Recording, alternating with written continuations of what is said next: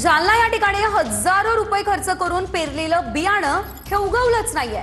जालना जिल्ह्यातल्या गोलापांगरी गावातलं हे चित्र आहे। बोगस बियाणे विक्री करणाऱ्यांवरती कारवाई करण्याची मागणी होतीये। कृषी विभागाचे अधिकारी शेतात आले नाही असाही आरोप शेतकऱ्यांनी या दरम्यान केलेला आहे। किती बॅग खरेदी केले होते?